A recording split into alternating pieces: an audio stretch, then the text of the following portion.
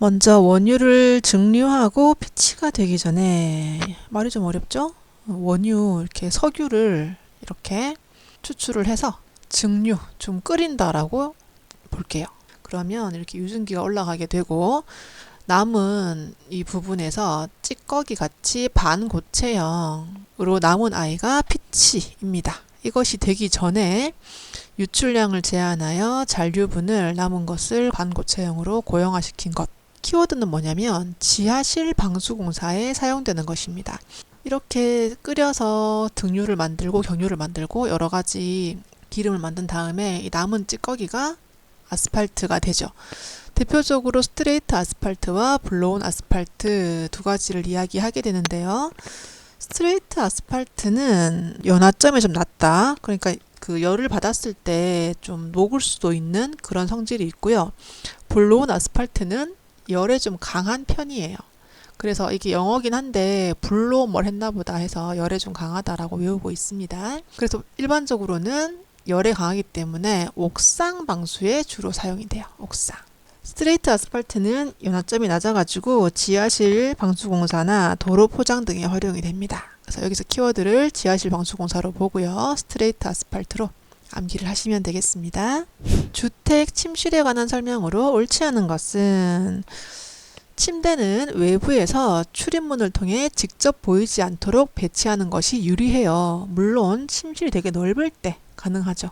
좁으면 뭐 바로 열면 바로 보이지만 넓을 때는 이렇게 출입문을 열었을 때 최대한 멀리 들어가서 잘 보이지 않도록 배치하는 것이 유리하다라고 보시면 좋겠습니다. 침실은 좀 정적인 것이 좋고요. 동적인 분위기가 없도록 시끄럽지 않도록 해주시고 프라이버시 확보 잘 이루어지도록 하시면 좋겠습니다.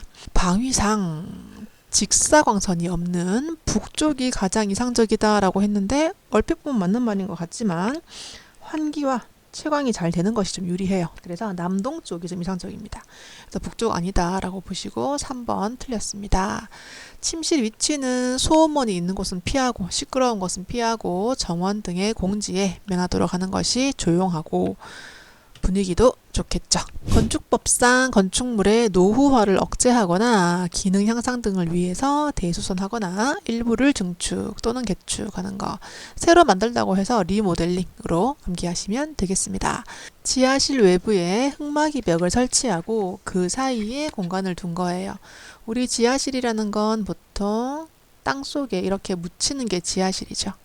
그런데 이 부분, 땅과 면하는 부분에 공간을 좀 두는 거예요. 흙막이 벽을 설치해야 되겠죠. 흙이 넘어오지 않도록. 이 공간이 좀 건조하게 유지된다고 해서 드라이 에어리어 라고 보시면 되겠고요. 이 부분이 이렇게 비게 되면은 좀 방수에 유리하게 되고요. 빛도 들어올 수 있어요. 여기에 만약에 창이 나면은 이렇게 빛도 들어올 수 있고 바람도 들어올 수 있는 유리한 점을 가지고 있습니다. 도어 체크를 사용하는 문은 보통 도어 체크는 우리 현관문 위에 보시면 이렇게 달려있는 아이고요. 그 열렸을 때 어떤 유압 실린더가 바로 닫히도록 해주는 그런 장치예요. 일반적으로는 여닫이문에 사용됩니다. 철골 공사 시 바닥 슬랩을 타설하기 전에 철골보가 이렇게 있고요. 그 위에 설치하는 바닥판이에요. 이렇게 약간 요철이 있는 특징이 있습니다. 절곡된, 이렇게 접어진 철판이에요. 그래서 철판을 보통 플레이트라고 하고요. 이런 마루판을 데크라고 하거든요. 그래서 바닥 마루판을 철판으로 접었다라고 해서 데크 플레이트 라고 나오고 있습니다. 한중, 추울 때 또는 수중, 물속에 또는 긴급 공사, 빨리 굳어야 할 때 가장 적합한 시멘트는 무엇인가요? 조기 강도가 높은 조강 포틀랜드 시멘트입니다. 7일 만에 28일 압축 강도가 나와요. 그래서 공기 단축, 공사 기간을 단축하기 위해서 추울 때 또는 물속에 시공하게 되는 시멘트입니다. 10번 많이 나오는 문제죠. 목재를 벌목하기에 목재를 베서 사용하기에 가장 적당한 계절은 가을이나 겨울에 수액이 작아서 건조했을 때 수축이 좀 적고 좀 빨리 마릅니다. 그래서 가을, 겨울이 제일 좋습니다. 주거 단지 단위 중 초등학교를 중심으로 한 단위는 보통 사람이 걸어 다니는 게 인부구죠. 10에서 20 이만큼 모이면 400에서 500이 되면서 근린 분구가 됩니다. 근린 분구에는 유치원이 하나 들어가게 돼요. 1600에서 2000. 그러면 근린주구가 되고요. 여기에는 초등학교가 하나 들어가야 됩니다. 그래서 근린주구. 건물의 외벽에서 지붕머리를 연결한대요. 지붕볼을 받아서 지붕의 하중을 기둥에 전달하는 가로재인데 보통 가로재에는 돌이라는 이름이 많이 붙어요. 그래서 여기서 많이 나오는 것은 처마돌이가 많이 나오고 깔돌이가 많이 나옵니다. 이 두 개를 구분하는 건데요. 둘 다 수평 부재고 옆으로 진행을 하고 있습니다. 그래서 이것을 앞에서 봤을 때는 이렇게 진행을 하고 있는 거고요. 평보를 기준으로 위쪽에 올라가서 지붕을 직접적으로 받치는 것. 그것은 처마돌이. 그리고 평보 밑에 깔려서 기둥에 머리를 연결하는 것. 그것은 깔돌이. 이렇게 두 가지를 구분을 하시기 바랍니다. 여기서는 지금 깔돌이가 안 나와서 구분할 일이 없는데 일단 지붕볼을 받아야 되고 지붕의 하중을 기둥에 전달하는 가로재. 지붕머리를 연결. 그래서 보통 지붕 바로 밑에 들어가는 것. 이것이 처마돌이. 로 문제를 푸시면 되겠습니다. 14번 회반죽이 공기 중에서 굳어질 때 뭐가 필요한가요? 회반죽은 이산화탄소를 만나서 굳어지는 아이입니다. 그래서 이것은 그냥 있는 그대로 암기하시기 바랍니다. KS 분류 중 토목건설에 해당하는 것은 이고요. 일단 기본은 A입니다. 처음 시작하는 것. 그리고 많이 나왔던 게 기계가 B. 그리고 토목건설은 기본적으로 알고 계셔야 되는 부분. F입니다. A2 제도지의 도면에 테두리를 만들 때 여백을 최소 얼마나 두어야 하는가입니다. A4와 A3는 최소 5mm. 여기 A4와 A3입니다. 그래서 우리가 A3로 보통 10mm를 하는데 최소 5mm이기 때문에 10mm도 가능하다는 거죠. A2, A1, A0는 최소 10mm. 이렇게 문제에 많이 나옵니다. 건축제도에서 인출선을 표시하는 데 사용하는 선 종류는 이렇게 공간이 좁을 때 인출선을 빼서 치수를 준다거나 아니면 어떤 벽체 안에 공간이 좀 좁을 때 인출해서 말을 합니다. 이것은 실선인데 가는 실선. 굵은 실선은 보통 이런 외형선, 벽체선 같은 거에 쓰는 거고요. 이런 인출선은 가는 실선을 주로 사용하고 있습니다. 다음 중 쉘 구조의 대표적인 건축물은 이건 뭐 시드니 오페라 하우스.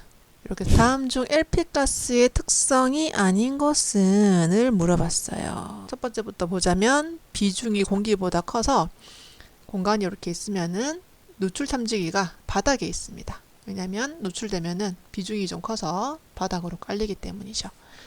LNG는 비중이 가벼워서 탐지기가 위에 있습니다. 발열량이 크고요. 연소 시 불이 이렇게 발생을 할 때 공기량이 많이 필요합니다. 누설이 되게 되면은 흡수가 안 되기 때문에 여기 경보기가 있고요. 누설이 되게 되면은 안정성이 높지 않다. 위험합니다. 그래서 3번이 틀렸습니다. 21번 창의 하부에 건너된 돌입니다. 일단 창의 하부에 들어갔고요. 요거는 창대석에 대한 설명이었고요. 위쪽에 들어가면 인방, 옆으로 들어가면은 쌤돌 또는 창쌤. 그래서 정답은 창대돌. 평기둥이 2m일 때 새기둥 사이의 거리는 보통 이렇게 통제기둥이 있고요. 도리를 기준으로 1층, 2층이 나누어진 기둥이 평기둥입니다. 보통 1.8에서 2m 사이, 그 사이사이에 약 50cm 간격으로 새기둥이 들어갑니다. 23번입니다. 강구조에 대한 설명으로 옳지 않은 것은 일단 강구조는 불이 났을 때 엿가락처럼 녹아버리는 문제가 있습니다. 그래서 우리 목구조도 내화적이지 못하고요. 강구조도 내화적이지 못해요. 내구적인 건 비교적 괜찮습니다. 근데 내화적인 게 틀렸습니다. 좌굴 가능성이 있어요. 보통은 세장하다고 하죠. 가늘고 긴 부재가 많습니다. 하중이 위에서 발생했을 때 갑자기 꺾여버리는 현상. 그것이 좌굴입니다. 철근 콘크리트조에 비해서 가볍고요. 고층 건물이나 장스팬 구조에도 적당합니다. 다음이 설명하는 것은 무엇인가요? 강구에 이렇게 구형의 시료 표면에 정하중을 가한다고 합니다. 그리고 하중을 제거한 이후에 패인 자국, 이 패인 자국을 보고 하중을 나눈 값을 이야기하는 건데 이 표면이 딱딱한 정도를 나타내는 브리넬 경도에 대한 설명입니다. 3번입니다. 목조 벽체에 대한 설명으로 틀린 것은 입니다. 일단 신벽식이라는 것은요. 이렇게 기둥이 있고요. 벽이 좀 안으로 들어가서 벽이 좀 깊다는 그런 개념입니다. 그래서 우리 일반적으로 한식 주택을 보면은 기둥이 튀어나와 있고 벽이 좀 안으로 들어가 있는 모습을 볼 수 있는데 주로 한식에 쓰이고 있습니다. 신벽식은 기둥이 두껍습니다. 그래서 벽체가 기둥보다 깊게 들어가는 비슷한 설명이었죠. 평벽식은 양식 구조에 주로 쓰여요. 우리 평벽식은 어떤 개념이냐면 기둥이 이렇게 안쪽에 있고요. 바깥쪽에 이렇게 너를 대가지고 벽체가 편편하게. 그래서 주로 양식 목조주택에 쓰이는 아입니다. 꿰일 때는요, 주로 어디에 쓰이냐면은 이렇게 튀어나온 기둥을 연결하는 게 꿰일 때예요. 그래서 평벽식보다는 신벽식. 4번 틀렸죠? 테라조에 대한 설명으로 옳은 것은 테라조는 인조 대리석의 일종입니다. 우리 백시멘트를 반죽을 해서 대리석 종석을 이렇게 동글동글동글 섞어서 굳혀주면 타일처럼 되는데요. 표면을 가서 광택을 내면은 마치 대리석처럼 보이는 효과를 낼 수 있습니다. 인조석의 일종이고요. 대리석에 백색 페인트를 가한 겁니다. 백시멘트에 대리석을 가했다 해도 맞고요. 대리석에 백시멘트를 가했다 해도 맞고. 그래서 4번 옳습니다.